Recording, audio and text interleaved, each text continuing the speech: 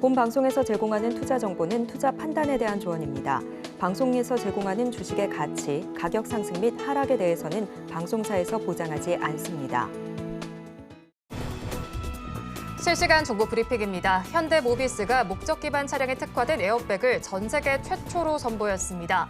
현대모비스는 아래에서 위로 펼쳐지는 도어 장착형 커튼 에어백과 하단부의 지지력만으로 충격을 흡수하는 자립형 동승석 에어백을 개발했다고 밝혔습니다. 다음 소식입니다. LG전자가 66년간 축적해온 제조 생산 데이터와 노하우에 인공지능과 디지털 전환을 접목한 스마트 팩토리 솔루션 사업에 속도를 냅니다. 2030년까지 해당 사업을 조 단위 매출을 내는 사업으로 육성하겠다는 목표입니다. 세 번째 소식입니다. 도쿄 외환시장에서 엔화 가치가 상승하며 한때 달러당 155.37엔을 찍었습니다. 미국 연방준비제도 고위 인사가 금리 인하 기대감을 키우는 발언을 내놓은 데 이어 일본은행이 향후 금리 인상을 단행할 것이라는 관측이 더해진 데 따른 것으로 풀이됩니다. 마지막 소식입니다. 최근 적자폭을 키우고 있는 2차 전지 소재기업 LNF가 최대 3천억 원의 영구채 발행에 나섭니다. 대규모 투자가 절실한 만큼 외부 자금 조달에 나선 것으로 분석됩니다. 일부에서는 자금 조달 여건이 빡빡한 상황에서 추가 자금 조달이 이뤄지고 있고 최대 주주 지분율은 14%대로 낮아 향후 경영권 변동 가능성도 배제하기 어렵다는 관측이 나오는 만큼 경계심을 가지는 것이 좋겠습니다.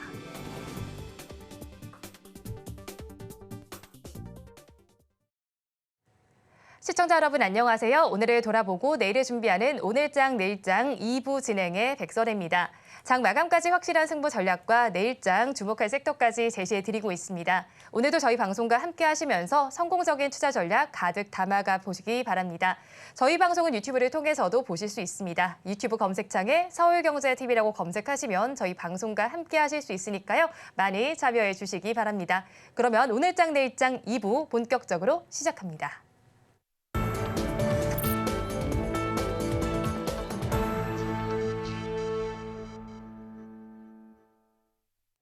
오늘도 두 분과 함께 시장에 대한 이야기 해보겠습니다. 유스탁의 유창희 대표, 하이투자증권 이청원 PB와 함께합니다. 어서 오세요.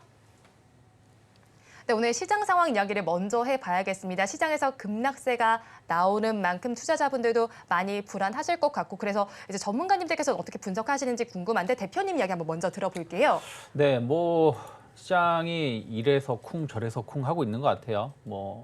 트럼프 발언들이 어저께는 이제 반도체라든지 또 2차 전지 그저께죠. 크게 하락을 시켰고 미국 시장도 그런 것 같습니다.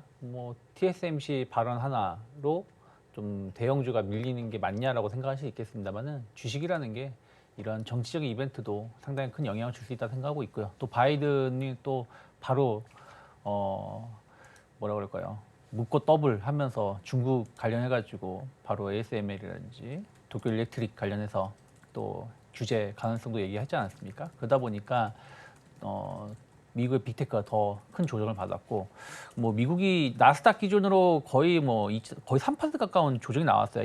제가 1년 7개월 만에 최대 낙폭으로 기억을 하는데 사실은 그 지난주에도 급락이 나왔었죠. 근데 그리고 나서 좀 반등을 주는 척 하다가 다시 한번 하락이 나온 것이기 때문에 우리나라 증시가 미국 증시가 약간 단기 조정 국면에 들어갔을 거라 생각하고 있습니다. 그걸 확인시켜주는 조정이었고 그러면 아무래도 우리나라 증시가 반등을 주기에도 조금 부담스러울 수밖에 없지 않나 생각 좀 하고 있어요. 그래서 오늘 하이닉스 낙폭을 줄이는 듯 했는데 결국엔 또 4%, 어제도 5% 가까운 조정, 오늘도 4% 정도 조정이 나왔고 삼성전자도 아침에는 약보합권까지 반등을 주다가 결국에는 추가 그나마 낙폭을 좀 줄이긴 했습니다만 어쨌든 1% 이상의 하락세가 좀 나오고 있습니다.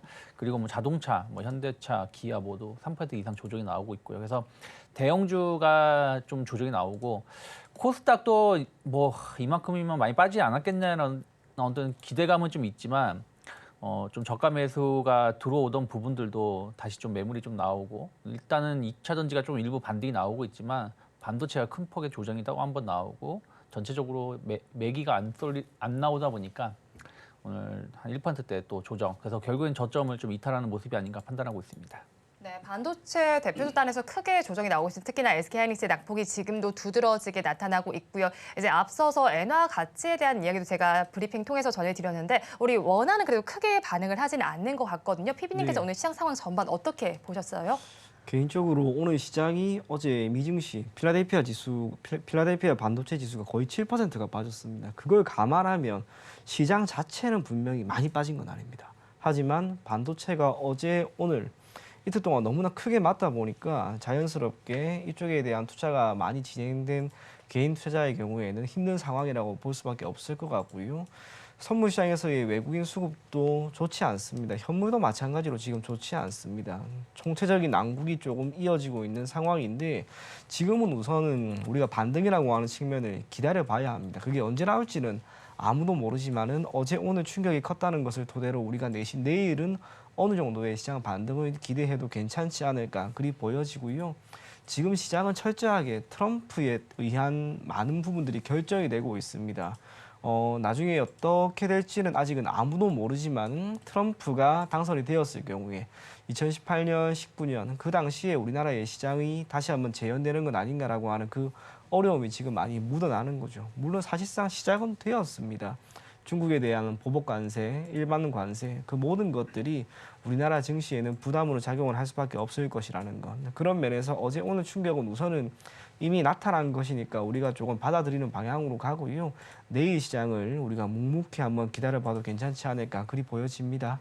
네, 내일 시장 한번 묵묵하게 기다려보자라고 말씀해 주셨고요. 두 분 모두 사실 반도체의 투심 악화된 부분을 짚어주셨습니다. 반도체주가 오늘 전반적으로 힘을 내지 못하다 보니까 지수 역시도 약세가 크게 나타나고 있는 것 같고요. 자, 그렇다면 반도체 어쨌든 충격적인 좀 소식이 네. 나왔다라고 봐야 될 것 같은데 그런 만큼 추가 하락을 염두에 둬야 하는 시점일까요, 대표님?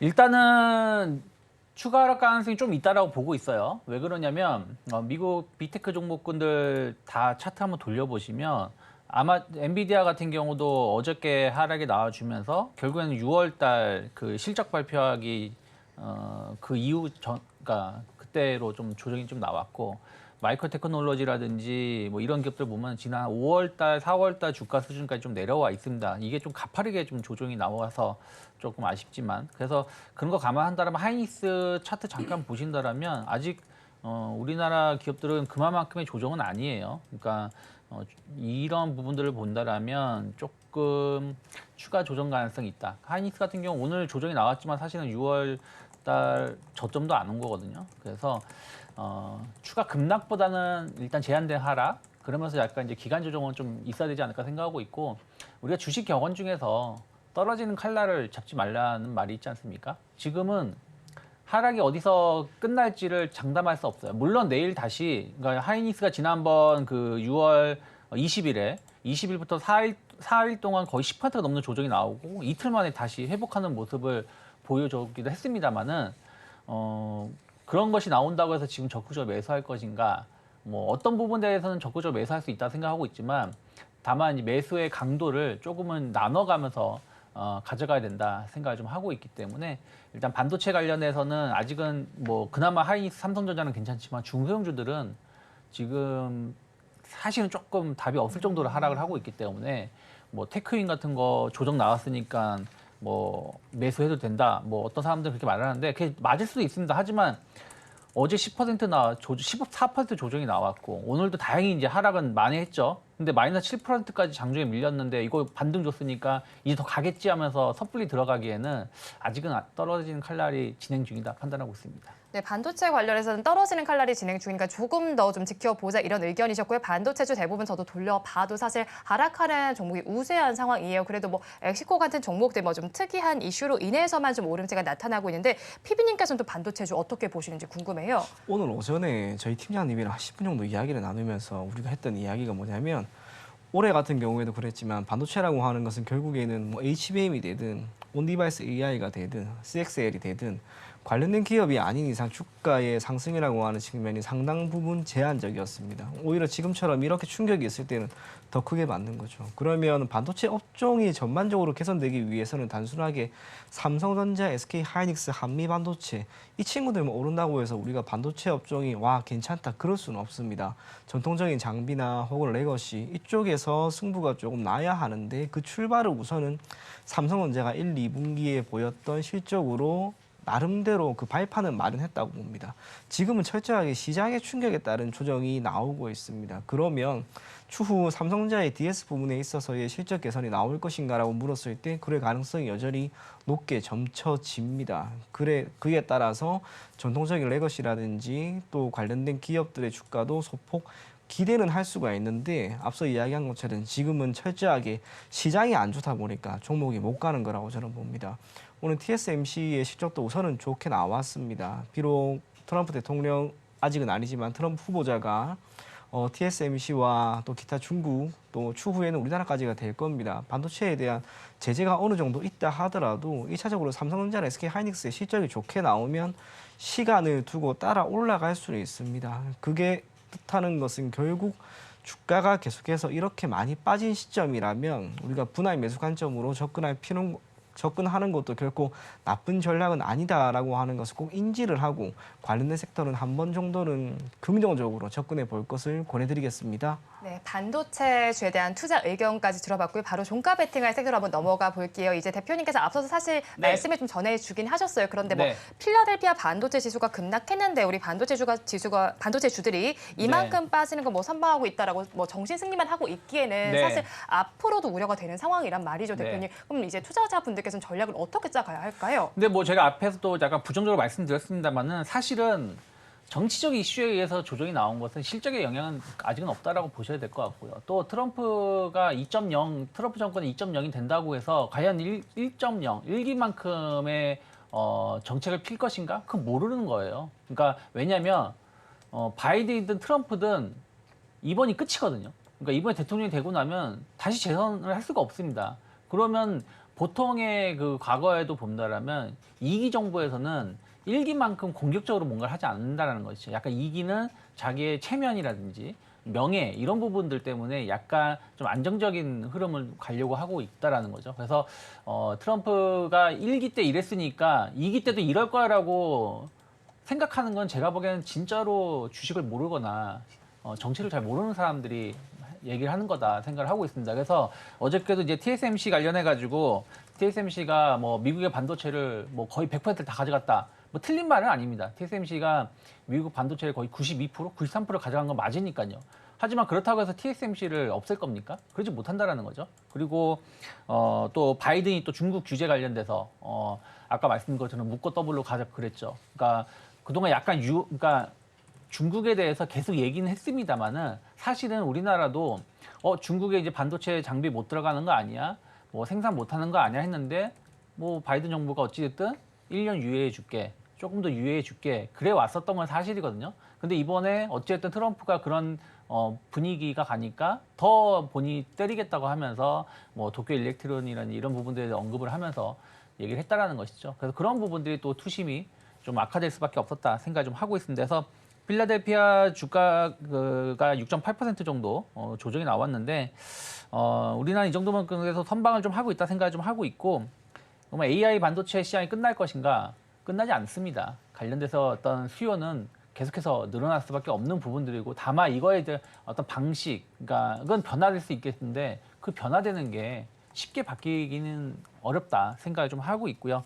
또 아까 말씀드린 것처럼 이런 정치적 이슈들 또 트럼프가 대통령이 된다고 누가 장담합니까? 모르는 거죠. 미국은 어쨌든 선거인단 선거 이런 구조이기 때문에 그래서 지금은 이렇게 가지만 또 막판에 가면 또 박빙의 흐름이 갈 수 있기 때문에 이런 걸로 인한 급락이 나온다면 전 매수 관점 봐야 된다고 생각하고 있고 그래서 오늘 하이닉스 가지고 나왔습니다. 아까 뭐 하이닉스 약간 떨어지는 칼날이라고 말씀드렸습니다만은 이제부터 한 번 더 하락을 한다라면 그때부터는 조금씩은 분할 매수 가능하다 생각을 하고 있어요. 2분기 실적에 대한 어떤 기대감들 일단 6조 이상 전망하고 있죠. 원래 5조 원 초반이었는데 삼성전자 마이크론 실적 보니까 뭐 하이닉스 6조 찍히겠다라는 분위기 형성되고 있고 또 HBM의 어떤 독점적인 지위 최소한 내년 상반기까지 거의 독점적인 지위일 거예요. 왜냐하면 마이크론 테크놀로지가 퀄 테스트 통과를 했다고 해도 초기 생산 물량은 많지 않을 것이고 삼성전자 아직 통과를 못했다는 것이죠. HBM 반도체는 이게 하루 만에 뚝딱뚝딱 만들 수 있는 제품이 아니기 때문에 그래서 그런 것들 감안한다면 내년 상반기까지 아무리 이 HBM 시장이 커지고 있기 때문에 삼성이라든지 마이크론 테크놀로지가 이 시장에 들어온다고 해도 하이닉스가 최소 60-70% 정도는 더 가져간다고 생각하고 있습니다. 거기에 따른 영업이익률 그리고 뭐 아까 말씀드린 정치적인 이슈로 하락을 한다라면 사실은 뭐 우리가 하이닉스 삼성전자 좋습니다. 매수하세요라고 말해도 선뜻 안 삽니다. 왜? 수익률이 안 좋을 것 같아요. 대부분 반도체를 하더라도 저도 그러다 보니까 추천을 할 때 중소형주를 많이 말씀드리긴 하는데 이럴 때 사지 언제 살까 생각을 한다라면 지금부터는 뭐 리스크 관리를 차원에서 손절가를 잡아드린다라면 한 19만 원만 크게 이탈하지 않는다라면 저는 지금 가격부터는 뭐 한 10% 정도 추가 조정이 나올 수도 있다고 생각을 하면서 최대 조정이 나올 수 있다 생각을 하면서 분할 매수 관점으로 접근해 볼 수 있다 생각하고 있고 일단 단기 목표가 뭐 중기적인 목표가는 26만 원 정도 열어놓고 있습니다. 네, 종가 베팅할 첫 번째 종목으로 SK하이닉스 이야기를 들어봤고요. 이제 TSMC 실적이 넘어가기 이전까지 조금 짚고 넘어가 볼게요. TSMC 실적 예상치를 상회하는 것으로 집계가 됐습니다. 대표님, 네. 실적에 대해서 조금 코멘트 해주실 부분 있을까요? 근데 이미 뭐 예상했던 거 아닙니까? TSMC는 매월 그 매출 보고를 하기 때문에 어느 정도 예상이 됐었던 부분들이고 근데 그 부분 만약에 트럼프의 그저께 발언이 없었다라면 TSMC를 콕 집어가지고 말을 하지 않았다라면 뭐 오늘 반도체 관련돼서 특히 뭐 하이닉스가 됐든 에이징랜드가 됐든 충분히 분위기 반전을 시킬 수 있었다라고 생각하고 있지만 지금은 실적이고 뭐고 없이 일단 정치적인 흐름들에 의해서 하락이 나오는 거라서 일단 거기에 너무 큰 비중을 둘 필요는 없지 않을까 생각하고 있고요. 다만 어쨌든 그 실적 자체가 좋다는 것은 뭡니까? AI 반도체 시장이 계속 커지고 있다는 거하고 또 하나는 애플 신제품이 엄청나게 지금 생산이 되고 있다는 것을 반증하는 거죠. 왜냐하면 애플 핵심 부품을 또 TSMC가 만들고 있으니까요. 그래서 그런 것들을 감안하면서 IT 부품주들 또 반도체는 어느 쪽 이런 쪽을 공략을 할지를 정하시면 좋지 않을까 판단하고 있습니다. 네, 반도체주에 대해서 어떻게 전략 짜면 좋을지까지 들어봤고요. 이어서 PB님께서 가지고 오신 섹터도 열어보겠습니다. 조선과 관련된 쪽입니다. 저희가 일부에서도 다룰 때 사실 조선 관련해서는 요즘에 크게 나쁜 소식이 들려오지 않았다 이렇게 정리를 해드렸어요. PB님께서 바라보신 조선주에 대한 의견 어떠실까요? 네, 여러 번 이야기했지만 조선 그리고 방사는 계속해서 지켜봐야 된다. 그런 이야기를 전해드리고 싶은데요. 조선이 현재 시점에서 좋은 건 크게 세 가지 정도인 것 같습니다. 첫 번째로는 역시 업황이 좋고요. 두 번째로는 수주 잔고가 현재 넘쳐나고 있는 그런 상황이고 마지막은 덕분에 실적이 좋다는 거예요. 우선 업황부터 한번 살펴보게 되면 신조선가 지수의 경우에는 최근 1년간 계속해서 오르고 있습니다. 중고선가 또한 올해 가시적인 상승세를 보이고 있고 글로벌 컨테이너선에 대한 수주 잔고는 2000년대 이후 최고치입니다. 이 수주 잔고가 이렇게 많다라고 하는 것은 결국에는 세계 경제가 소폭 개선되거나 호황 기조에 놓여 있기 때문에 나타나는 한 가지 현상이라고 볼 수가 있을 것 같습니다. 수주 또한 지금 좋습니다. 몇몇 기업 한번 살펴보게 되면 HD 현대중공업 같은 경우에는 5월 기준으로 신규 수주가 58억 6억 달러, 그리고 현대미포 같은 경우에는 37억 2천만 달러 정도로 전년 동기 대비 77.3%나 늘어났고요. 삼성중공업 같은 경우에도 53.1%나 증가합니다. 덕분에 동사 같은 경우에는 지금 실적 같은 경우에는 전망이 내년 4분기까지 분기별로 매 분기 영업이익이 증가할 것이다라고 하는 그런 전망까지 나오고 있습니다. 하나오션 같은 경우에도 이미 수주잔고는 27조 정도로 지난해 매출의 3.7배 정도 수준입니다. 수주잔고가 지금 적지 않다는 것도 역시나 호조라고 우리가 볼 수 있을 것 같고 덕분에 지금 실적 전망도 좋습니다. 조선사 크게 5개 정도 되는 기업들의 영업이익이라고 하는 것이 우리가 컨센을 기반으로 하고 있는 전망이 있는데요. 실제 영업이익이 컨센을 상회한 게 2022년 이후로 올해 1분기가 처음이었습니다. 그동안은 계속해서 조금씩 어닝 쇼크가 나왔었는데 이제는 어닝 서프라이즈가 나오고 있는 그런 구간이 보이고 있는 거죠. 덕분에 조선사, 조선업 호황이 역시나 보이고 있고요. 관련된 기업들의 주가 흐름도 지금 괜찮습니다. 그런 면에서 삼성중공업을 한번 보셨으면 좋겠습니다.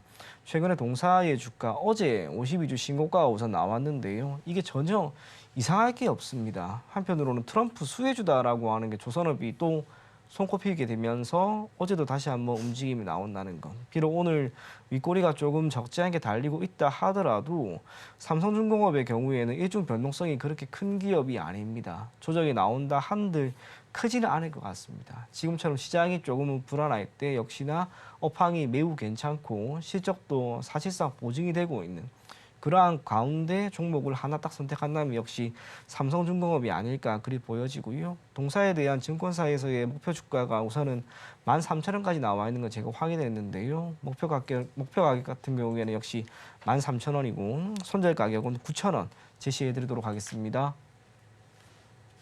종가 베팅할 두 번째 종목으로는 삼성중공업을 가지고 오셨습니다. 자, 이어서는 섹터별로 좀 살펴봤을 때 좀 이 섹터가 눈에 띄어서 말씀을 드려볼게요. 요소수 이쪽인데 트럼프 전 대통령의 당선 가능성이 높아지게 되면 역시나 중국도 또 다른 카드를 꺼낼 수 있습니다. 요소수와 관련된 카드를 꺼낼 수 있다. 뭐 이런 점이 부각이 되고 있는 것 같아요. 자, 오늘장의 흐름 대표님께서는 어떻게 보셨어요?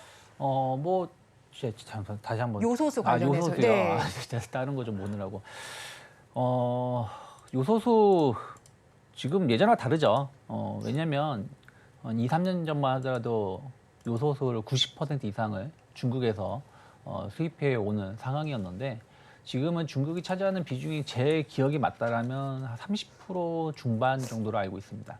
나머지 뭐 베트남이라든지 뭐 이런 쪽에서 다른 나라를 통해서 좀 다변을 해놓은 게 있기 때문에 트럼프가 중국을 때린다고 해서 뭐 히토류나 이런 거는 움직임이 나올 수 있어도 요소수로 그리고 중국의 요소수를 전 세계가 쓰는 것도 아니고요. 우리나라가 좀 비중이 높았었던 거죠. 그리고 또 이게 뭐 엄청난 이걸로 인해 가지고 어떤 경제에 타격을 줄 수 있을까 생각하고 있지는 않습니다. 그래서 뭐 관련된 기업들이 몇몇 좀 언급이 된 것 같은데 저는 조금 그런 걸로 주식을 산다라는 것은 소중한 자산을 이상한 데 투자를 하는 거다라 생각하고 있기 때문에 거기에 너무 휩쓸릴 필요는 없지 않을까 판단하고 있습니다. 네, 지금의 분위기에 너무 휩쓸리지 말자라고 정리를 해주셨고요. 요소수가 움직이는 이유는 사실 뭐 트럼프의 수혜주다, 비수혜주다 이런 것 때문에 이제 관심이 쏠린 건데 자 그렇다면 PB님께서 바라보시는 트럼프 효과 어느 정도일까요?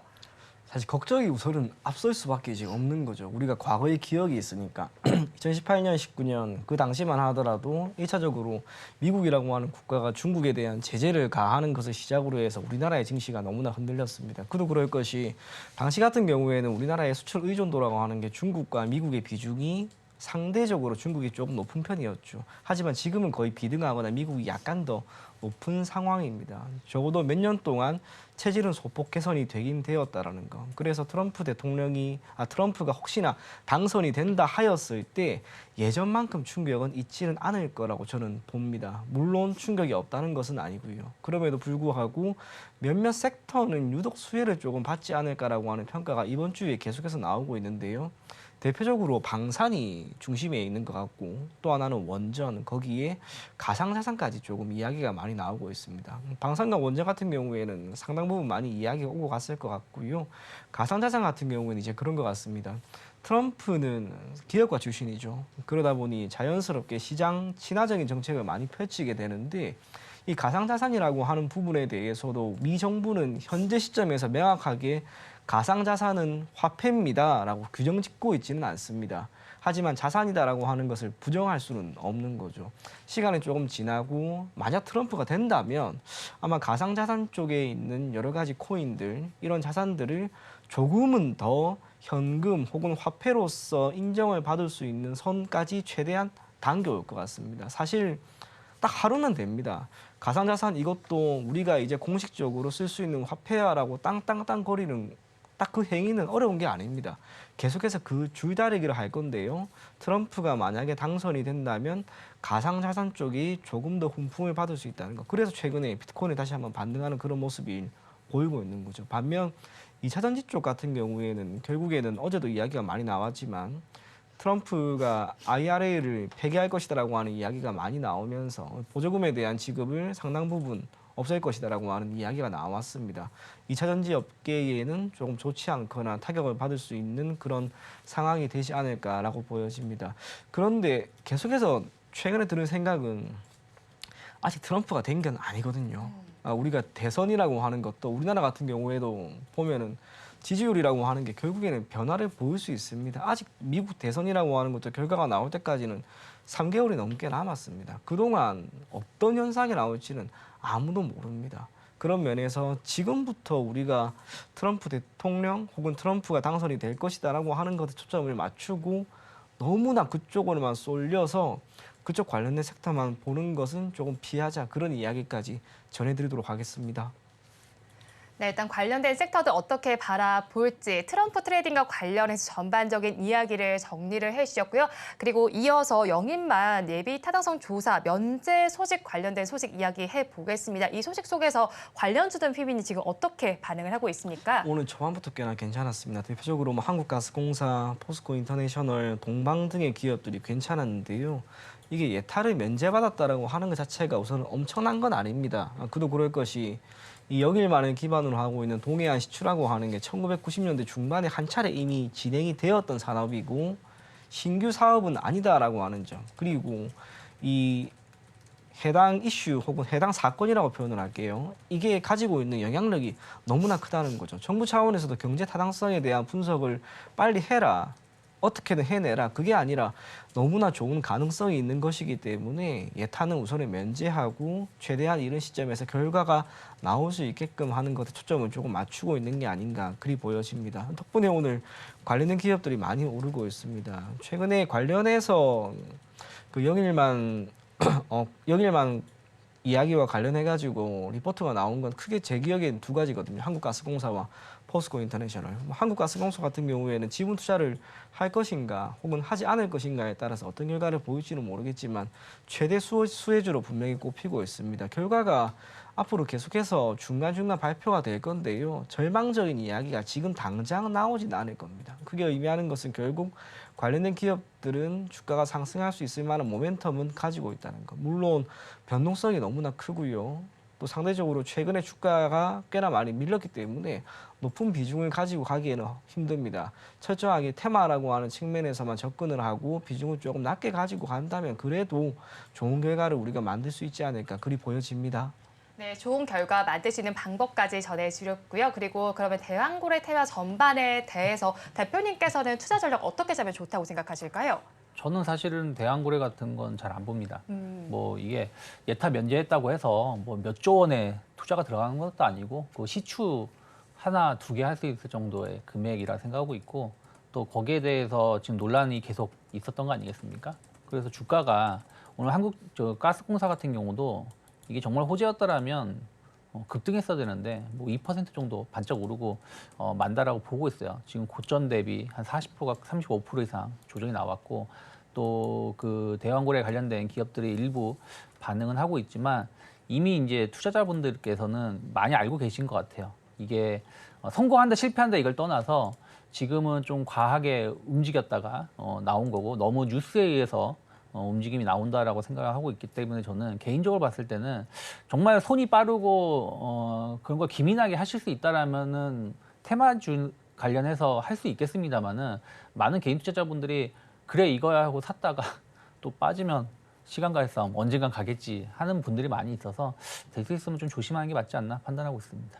네, 지금은 조금 보수적인 관점으로 바라보자 이렇게 정리를 해주셨고요. 이어서는 플랫폼과 관련된 이야기를 해보겠습니다. 아프리카 TV에서 사명이 변경된 숲 이야기를 해볼까 하는데요. 자, 숲은 지금 주가가 하락세를 보이고 있습니다. 그런데 뉴스는 그래도 좀 긍정적인 뉴스였어요. e스포츠와 관련해서 독점 중계 효과를 좀 톡톡히 볼 수 있다 이런 이야기가 나오고 있는데 신규 유입된 이용자는 2배 정도가 증가가 됐지만 지금은 조금 주가가 부진한 모습이 나타납니다. 앞으로 그래도 주가에 긍정적으로 반응할 수도 있지 않을까요, 피비님? 네, 저는 참고로 동사 같은 경우에는 꽤나 좋게 보고 있습니다. 월 이용자 같은 경우에도 계속해서 지금 늘어나고 있는 상황이고요. 동사에 대한 목표 주가가 제가 한 4일, 5일 정도 전에 동사에 대한 리포트를 하나 읽었었는데 그때 목표 주가가 16만 원까지였던 걸로 제가 기억을 합니다. 그도 그럴 것이 지금 주가 흐름 한번 보시게 되면은 연초부터 시작을 해서 계속해서 좋은 거죠. 그와 함께 신규 이용자 같은 경우에는 지금 2배 이상 증가하고 있는 양상이고 동시 접속자 수 같은 경우에도 50만 명을 상회하고 있는 그런 상황입니다. 덕분에 주가도 그리고 실적도 앞으로 나아질 것이다라고 하는 전망이 이어진다면 오히려 지금처럼 조정이 나왔을 때는 우리가 한번 접근해도 괜찮지 않을까 그리 보여집니다.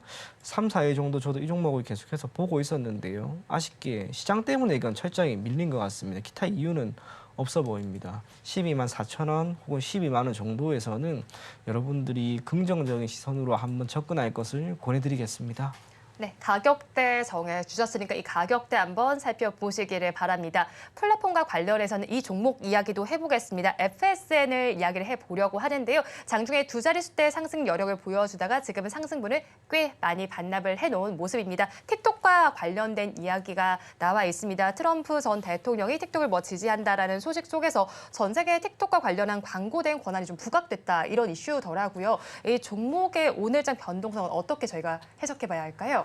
사실은 제가 계속 안 좋은 얘기를 어제는 좀 드려서 죄송한데 이제 작은 이슈에 너무 우리가 좀 민감하게 반응할 필요는 없다 생각 좀 하고 있어요. 사실 FSN이라든지 뭐 이런 기업들 보면은 지금 이제 이름도 기억이 안 나네요. 메타의 그 뭐죠?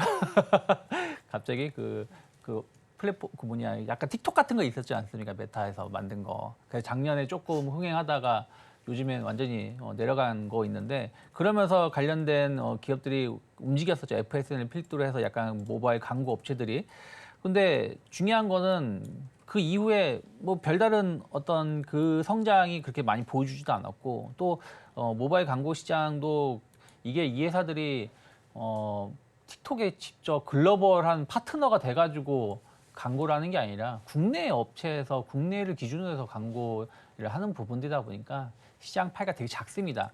지금 실적도 전체적으로 봤을 때는 그렇게 높은 편은 아니고요. 그래서 그런 것들을 감안한다라면 저는 상당히 조금 조심스럽게 봐야 된다. 작은 이슈에 오늘도 보면은 뭐 어제 오늘 보면은 어떤 회사가 뭐 비만 치료제 준비하고 있습니다.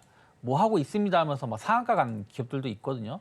혹은 뭐 급등한 기업들도 있는데 과연 그 회사가 정말 그게 실력이 있는지 없는지는 그 주가를 보고 과거의 흐름을 보면 알 수 있는 거거든요. 뭐 어떤 회사는 거의 2, 3년 거래 정지 있다가 주가 폭락 나왔었고 이제 와서 비만 치료제 뭐 준비한다 해서 오늘 상한가 가긴 하는데 과연 그게 실체가 있을지 여부는 고민해 보시면 된다 생각하고 있어요. 그래서 FSN이라든지 이런 거 관련해서는 저는 조금은 조심스럽게 봐야 되지 않을까 생각을 좀 하고 있습니다.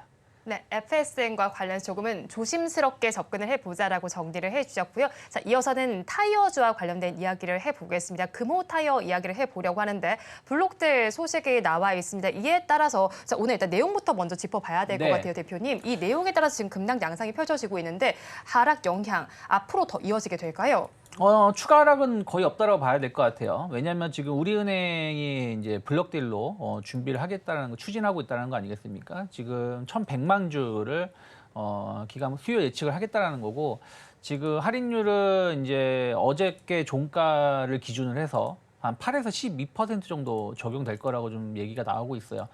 그렇기 때문에 오늘 이미 지금 11% 정도 조정이 나오는 거라서 여기서 추가 하락 가능성은 제한적이다. 다만 중요한 거는 이 비슷한 사례가 지금 SM에서 있었습니다. SM에서 5월 달이었죠. 그 날짜는 제가 이제 그 기억이 안 나는데 SM 같은 경우도 그때 잘 주가가 좀 반등을 주려다가 그 5월 27일이네요. 5월 27일에 상승해서 마감했는데 이날 장 끝나고 나서 하이브가 기존의 SM 지분 경쟁 때문에 일부 매수했었던 것 중에서 일부 물량을 블록딜 하겠다라고 하면서 주가가 꼬꾸라졌거든요. 근데 이게 뭐가 문제냐면 약간 유리천장이 생기는 상황이에요. 이 블록딜이 마무리되기 전까지는 이제 일정 금액 이상으로 가기 힘들다라는 거죠. 그래서 그런 것들을 감안한다라면 금호 타이어가 나쁜 건 아니지만 일단은 이 블록데일 이슈 요게 시간이 얼마나 걸릴지 모르겠지만 한두 달이면 해결이 되겠죠. 근데 어쨌든 그러한 것들이 이 물량이 해결되기 전까지는 주가가 크게 오르기는 쉽지는 않지 않을까 판단하고 있습니다. 네, 일단 물량 소화 과정까지는 바라보자 이런 의견을 제시해 주셨고요. 그리고 타이어주에서 이어서 자동차 이야기로 좀 넘어가 보겠습니다. 유럽 자동차 판매 데이터가 이제 집계가 됐는데 결과는 어떻게 나왔고 또 관련주는 어떤 영향을 받고 있을까요, PB님? 전체적으로 판매량 자체는 전년 동기 대비 3.6% 늘어났고요. 아쉬운 거는 하이브리드 차량을 제외하고는 사실상 모두 감소했다는 거. 지금 올해 전기차 넓게 보면 하이브리드 차량에 대한 수요는 계속해서 늘어나고 있는 그런 상황입니다. 그러다 보니 우리의 현대나 기아 같은 경우도 그렇고 하이브리드 차량에 대한 새로운 제품을 공급하려고 하는 그런 움직임을 많이 보이고 있습니다. 그게 추후에도 계속해서 이러한 성장세를 보일지는 우리가 더 지켜봐야겠지만 적어도 지금 시점에서는 여러 가지 측면에서 하이브리드 차량의 순수 전기차에 비해서는 조금 더 앞서 있는 그런 상황입니다. 그렇다면 라인업을 어느 정도는 구축하고 있는 현대나 기아 같은 경우에는 유럽뿐만이 아니라 이제 북미 쪽에서도 판매량을 조금 더 개선시킬 수 있지 않을까 그리 보여집니다. 그러한 측면에서 역시 현대차를 보는 게 맞는 것 같습니다. 현대나 기아 같은 경우에는 기존에도 북미 쪽 그리고 유럽 쪽 브랜드 가치가 계속해서 올라가는 가운데 차량 판매 대수도 늘어나는 모습을 보였습니다. 물론 현대가 이런 차량 판매에 대한 조작 여부가 얼마 전에 잠깐 이야기가 돌았는데요. 그게 아직 명확하게 나온 건 없는 상황이라는 것. 그래서 시장이 어느 정도 안정화되는 시점에 맞추어서 현대나 기아도 결국에는 다시 한번 오를 거라고 저는 생각을 합니다. 추가적으로 지금 현대 같은 경우에는 인도 법인에서의 성장이라고 하는 것도 우리가 배제할 수가 없습니다. 여러 번 이야기를 들었지만 현대차가 지금 전체적인 판매량 기준으로 인도 시장에서 판매량 2위입니다. 전년 같은 경우에는 전체 413만 대 중에 15%인 60만 대로 우선은 판매를 하였고요.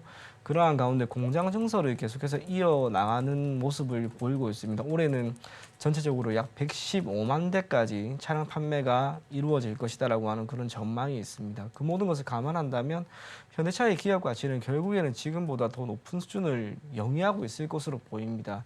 그게 언제가 될지는 아직은 알 수는 없으나 적어도 시장이 조금 안정화되는 가운데 주가가 턴을 한다면 6월 28일에 보였던 29만 9,500원 결국 넘어설 거라고 보고요. 보유하고 있거나 신규로 진입을 하려고 하시는 분들은 말 그대로 시간만 두고 접근하면 좋은 결과가 있을 것이다. 그런 이야기 전해드리도록 하겠습니다. 네, 시간을 두고 한번 접근해 보자라는 전략까지 제시해 주셨습니다. 이어서 마감 동시호가 구간 우리 시장은 어떤 분위기 보이고 있는지 양대 시장의 분위기 체크해 보겠습니다. 오늘 우리 양대 시장에도 비가 주룩주룩 내렸습니다. 코스피 시장의 분위기를 먼저 살펴보겠습니다. 장중에 계속해서 박스권에 갇혀 있었는데 마감을 앞두고는 그래도 조금 더 힘을 내려는 모습이 나타났습니다. 마감 동시호가 구간에 진입을 해줘도 완만한 기조가 펼쳐졌는데요. 코스피 지수는 0.81%의 하락세가 나타나면서 2,800선은 그래도 방어하면서 마감할 것으로 예상이 되고 있습니다. 2,820선의 종가세 준비해주고 있고요. 다음으로 코스닥 지수의 상황도 살펴보겠습니다. 코스닥 지수 역시 오늘 박스권에 갇혀있는 모습이 나타났는데 마감 동시호가 구간에 진입을 해서도 큰 변동성은 나타나지 않았습니다. 0.91% 내림세가 나타나면서 821선의 종가세 준비를 해주고 있습니다. 다음으로 수급 상황으로 넘어가서 살펴보도록 하겠습니다.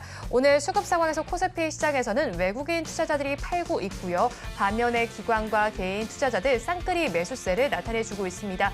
외국인 투자자들의 경우에는 4천억 원 넘게 팔아내면서 오늘까지 2거래일 연속 매도 양상을 펼쳐주고 있고요. 기관 투자자들은 497억 원, 거의 500억 원 가까이 담아내고 있습니다. 오늘까지 5거래일 연속 매수세, 개인 투자자들은 4천억 원 넘게 담아냈습니다. 코스닥 시장으로 넘어가서도 살펴보겠습니다. 오늘 코스닥 시장에서는 기관만이 홀로 팔고 있고요. 반면에 외국인과 개인의 쌍끌이 매수세가 나타나고 있습니다. 기관 투자자들 최근 들어서 연일 팔아내고 있습니다. 7월 2일부터 계속해서 7월 달 들어서는 1일을 제외하고는 모든 거래일에서 매도 양상을 펼쳤는데요. 800억 원 넘게 팔아내고 있습니다. 반면에 외국인 투자자들은 733억 원, 개인 투자자들은 188억 원의 매수 양상을 펼쳐주고 있습니다. 선물 시장까지 넘어가서 살펴보겠습니다. 외국인 투자자들 지금 시간 기준으로 6천 계약 넘게 팔아내고 있습니다. 마감 동시호가 구간에 진입한 우리 시장 그래도 낙폭 크게 줄이지는 못하고 있는 양상인데요. 대표님께서는 분위기 어떻게 보셨어요? 저는 지금 나쁘지 않다 생각 좀 하고 있어요. 무슨 말이냐면 지금 물론 동시효과긴 합니다만은 아까 우리 1시 정도까지만 하더라도 코스피가 1.5% 정도, 코스피 200으로는 1.8% 정도 밀렸었는데 지금 1%대까지 낙폭을 많이 줄였고요. 삼성전자가 잘하면 플러스 가능성도 좀 있지 않나 생각 좀 하고 있어요. 그리고 하이닉스도 한 1% 정도, 우리가 방송하면서도 1% 정도 낙폭을 좀 줄였습니다. 그러면서 약간 저가 매수가 좀 유입 막판에 좀 들어오고 있는 것이 아닌가 생각을 좀 하고 있어요. 그래서 코스피나 1% 내외의 하락, 그리고 이제 코스닥도 조금 낙폭을 줄이는 거라서 일단 이 정도면은 많이 빠진 게 아닌가라는 인식들이 좀 있으면서 일부 저가 매수 들어오고 있고, 외국인들도 선물이 아까 우리 방송하기 직전까지만 하더라도 한 거의 9천 계약 정도 매도가 나왔었는데 지금은 한 6천 계약까지 급격하게 선물 매도가 좀 줄었습니다. 이런 것들도 외국인들도 일단은 주식 매도는 너무 걱정하지 마세요. 무슨 말이냐면 오늘도 외국인들 그 유가증권 거래소에 매도가 물량이 많은 거는 하이닉스라든지, 하이닉스만 2,600억입니다. 그리고 두산에너빌리티가 1,000억. 이 두 개만 합쳐도 3,600억 이상이고 하기 때문에 전체적으로 모든 시장을 다 파는 게 아니라 특정 종목에 매도가 집중된 거라서 이 정도면은 일단은 최악의 상황에서 조금은 개선되는 모습을 보여주면서 목요일 하루를 마감하려고 하는 것은 그나마도 우리가 좀 긍정적으로 볼 수 있다. 하지만 전체적으로는 아직은 좀 조심스러운 위치가 아닌가 판단하고 있습니다. 네, 지금은 조심스러운 위치겠다라고 정리를 해주셨고요. 그래도 시장이 아주 나쁘지는 않다 이렇게 분석해 주셨습니다. 이유는 바로 선물 시장에서 외국인의 매도 규모가 앞서서 저희가 오프닝을 할 때보다 지금 시점에는 조금 줄어들었기 때문으로 분석을 해주셨고요. 양대 시장은 하지만 오늘은 힘을 내지 못하면서 마감할 것으로 예상됩니다. 마감 동시효과 구간 함께하셨습니다.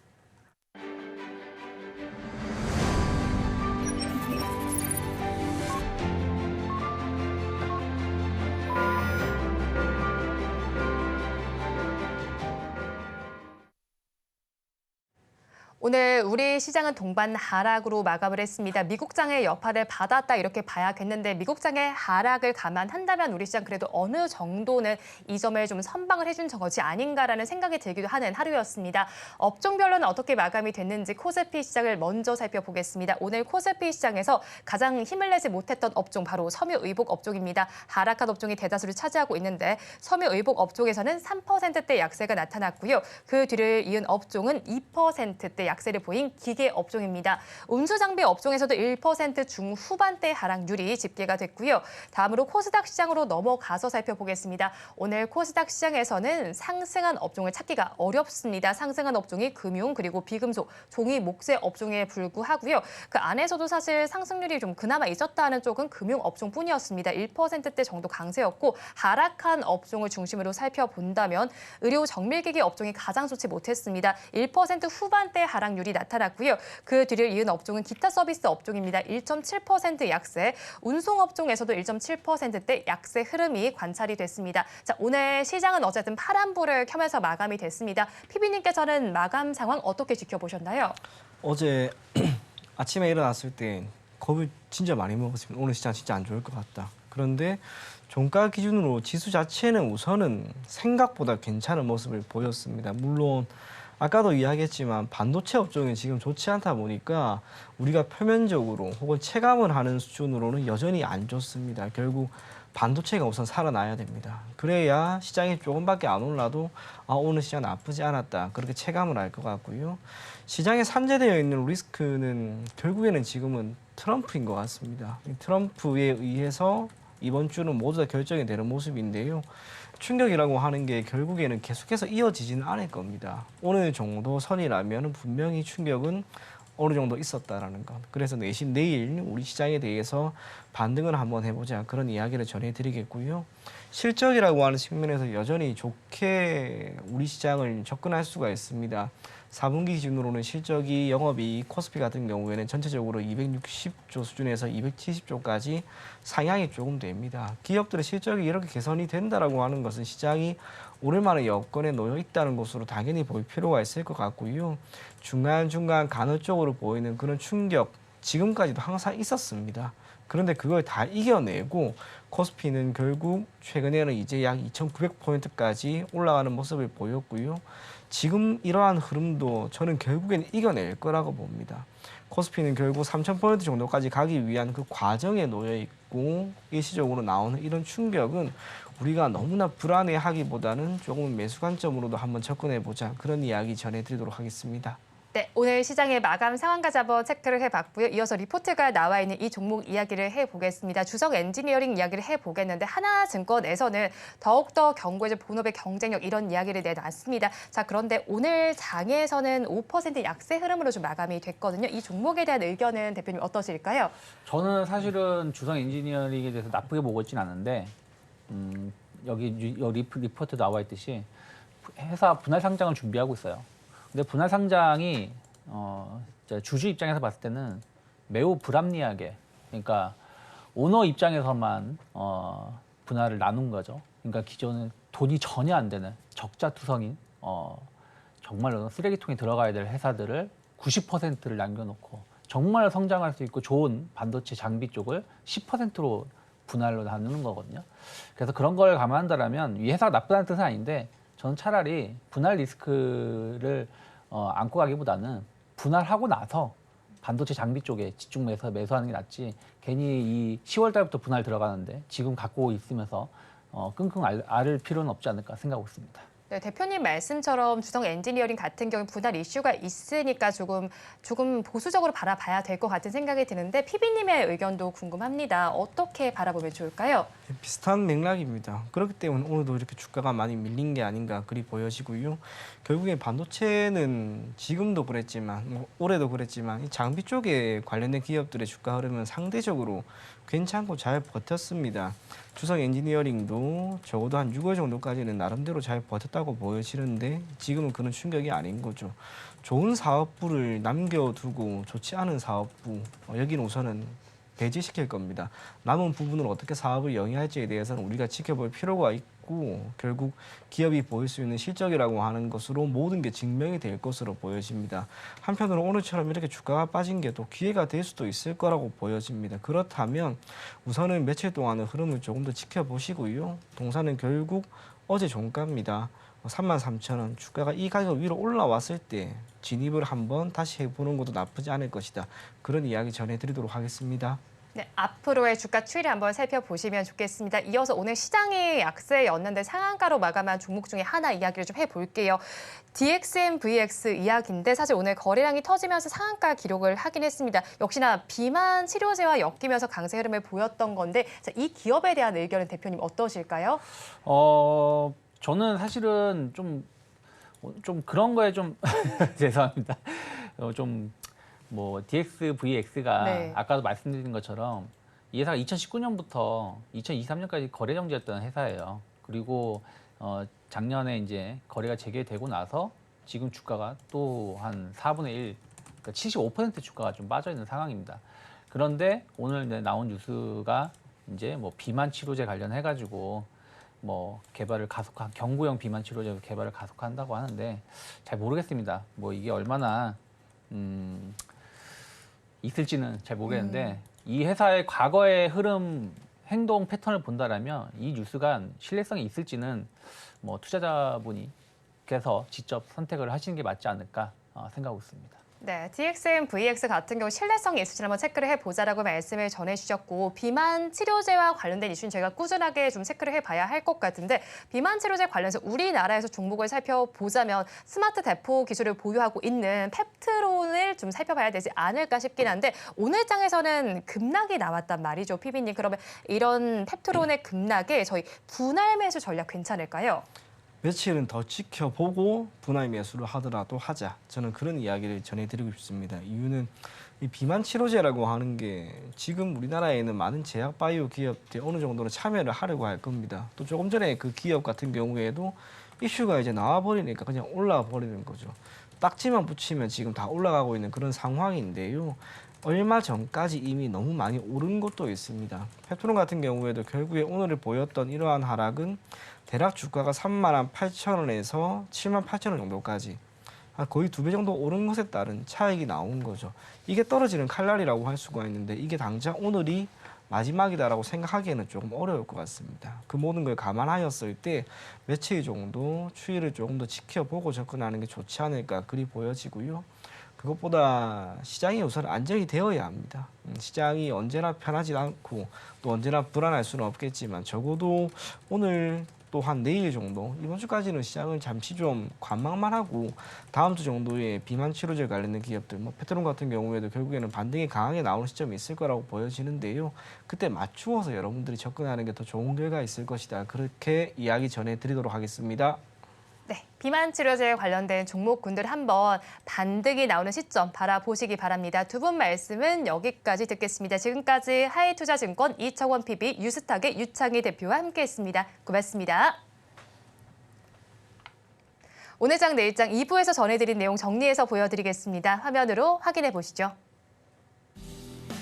오늘 장 내일 장 2부의 핵심입니다. 먼저 유창희 대표의 종가 베팅 종목은 SK하이닉스입니다. 돌발 하락세가 오늘 나타났습니다. 그래도 저가 매수 괜찮겠다 이렇게 짚어주셨고요. 목표 주가는 26만 원, 손절 라인 19만 원입니다. 다음으로 이청원 PB의 종가 베팅 종목입니다. 삼성중공업입니다. 내년까지 분기 실적이 기대가 되고요. 조선주와 관련해서는 요즘 계속해서 좋은 소식이 나오고 있으니까 이 정도 염두에 두시기 바랍니다. 목표 주가는 13,000원, 손절 라인 9,000원입니다. 본 방송에서 제공하는 정보는 투자 판단에 대한 조언일 뿐 해당 주식의 가치와 수익률을 보장하지는 않습니다. 오늘 장, 내일 장 2부에서 준비한 순서는 여기까지입니다. 저희는 내일 이 시간도 여러분과 함께하겠습니다. 오늘도 시청해주신 여러분 고맙습니다.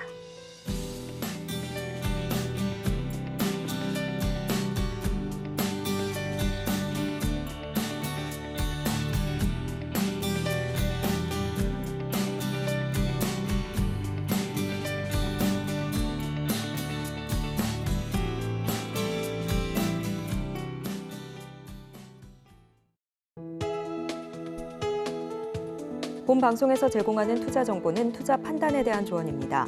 방송에서 제공하는 주식의 가치, 가격 상승 및 하락에 대해서는 방송사에서 보장하지 않습니다.